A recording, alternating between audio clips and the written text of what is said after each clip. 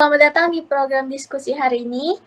Pada kesempatan kali ini kita akan membahas tentang pariwisata gastronomi, sebuah konsep wisata yang menjadikan makanan sebagai pengalaman budaya yang utuh, bukan sekedar makanan, tetapi memahami sejarah, proses, bahan lokal, hingga nilai tradisi di balik setiap hidangan.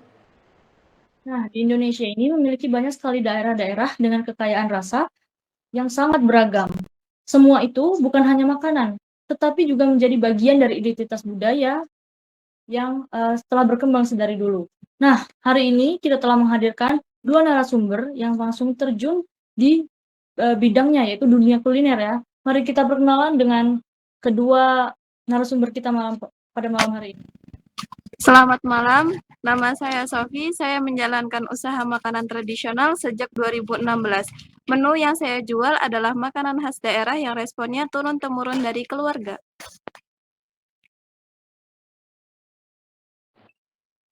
Terima kasih Sofi. Selanjutnya,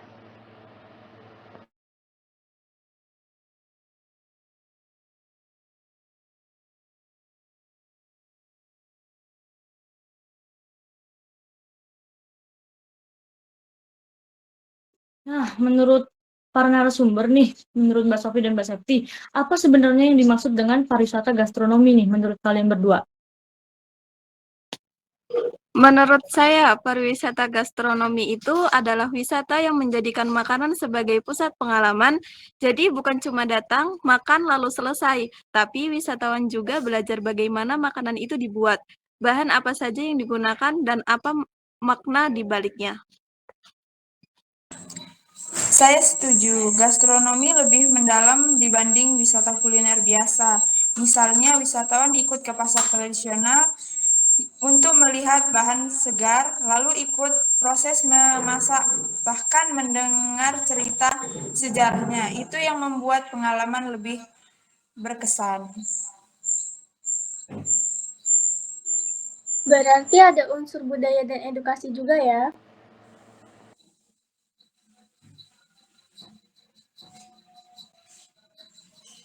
Baik, lalu untuk Mbak Sofi, saya mau mengajukan pertanyaan.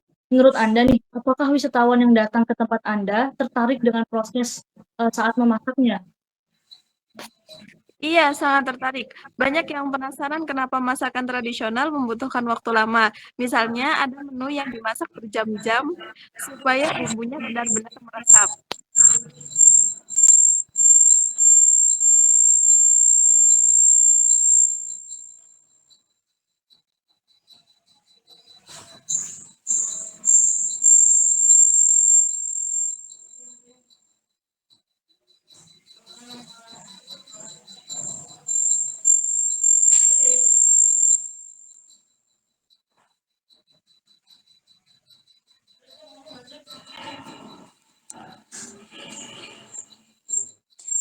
Sampai mana tadi, Wei?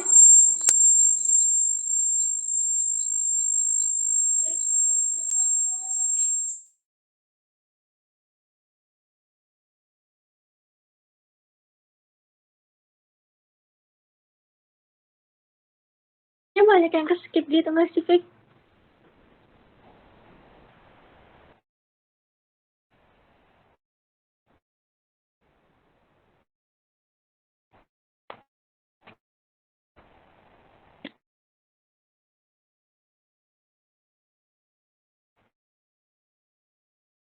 Fix, suara lu dibunyiin.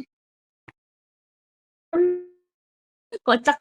Yuk, apakah mereka juga bertanya tentang bahan baku, Lip? Lip? Apakah mereka juga bertanya, sabar, Yuk, apakah mereka bertanya juga tentang bahan baku?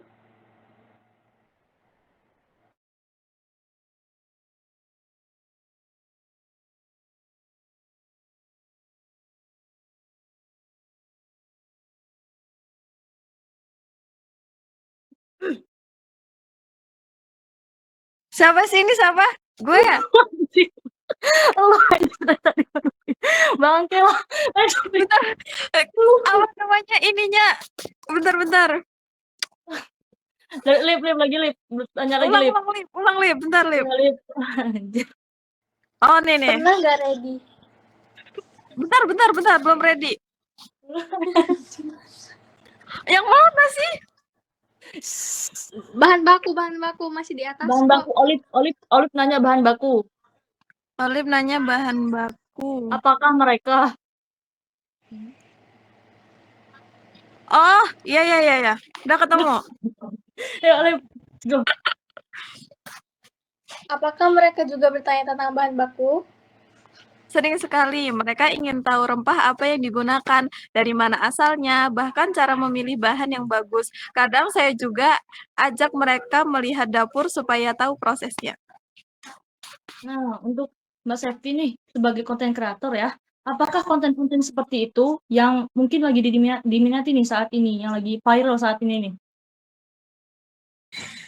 Sangat diminati, penonton sekarang tidak hanya melihat makanan enak, tetapi juga cerita di baliknya. Video yang menunjukkan proses memasak tradisional biasanya dapat respon bagus karena dianggap autentik. Apakah wisatawan luar dan luar daerah atau luar negeri juga tertarik? Iya, terutama wisatawan luar negeri. Mereka tertarik dengan keunikan rempah Indonesia dan teknik memasak tradisional yang berbeda dengan negara mereka.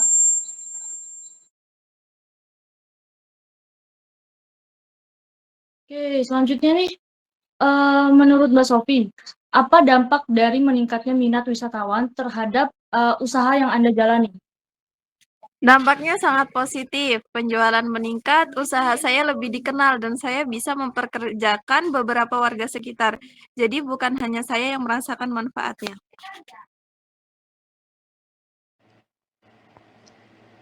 Apakah ada perubahan sejak promosi dilakukan melalui media sosial? Sangat terasa setelah beberapa food vlogger datang dan membuat ulasan, pelanggan dari luar kota mulai berdatangan.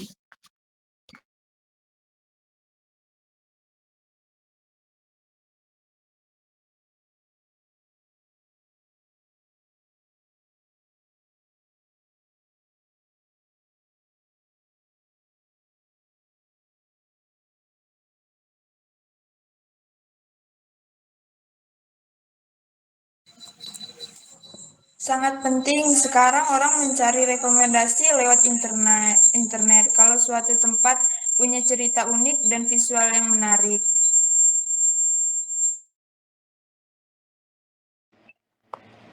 Apakah generasi muda bisa menjadi penggerak utama?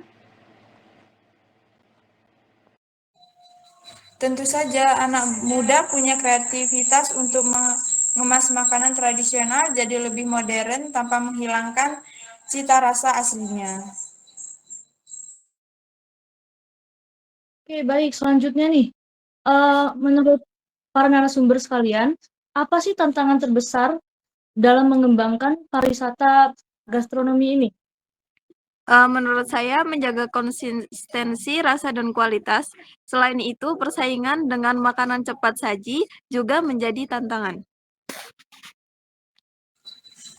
Dari sisi promosi, tantangannya adalah bagaimana membuat konten yang menarik tetapi tetap menghargai budaya aslinya. Harapannya ke depan apa nih? Menurut saya, semoga kuliner tradisional semakin dihargai dan tidak kalah dengan makanan modern. Saya berharap pariwisata gastronomi Indonesia bisa dikenal lebih luas hingga ke mancanegara.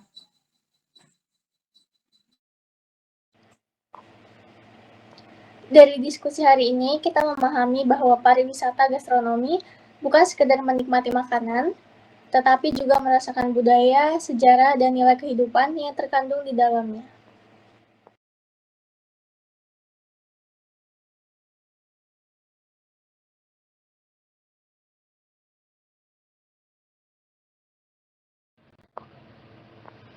Dari diskusi hari ini, kita memahami bahwa pariwisata gastronomi bukan sekedar menikmati makanan, tetapi juga merasakan budaya, sejarah, dan nilai kehidupan yang terkandung di dalamnya. Dengan dukungan para pelaku usaha, konten kreator, dan juga masyarakat sekitar, kuliner tradisional di Indonesia ini memiliki peluang yang begitu besar dan juga menjadi daya tarik wisatawan yang begitu kuat dan juga berkelanjutan. Terima kasih pada malam hari ini kepada narasumber kita, kepada Mbak Sofi dan Mbak Septi. Terima kasih sebagai narasumber kita pada malam hari ini. Atas waktunya kita ucapkan terima kasih. Terima kasih pada penonton pada malam hari ini. Semoga bermanfaat. Terima kasih. Terima kasih.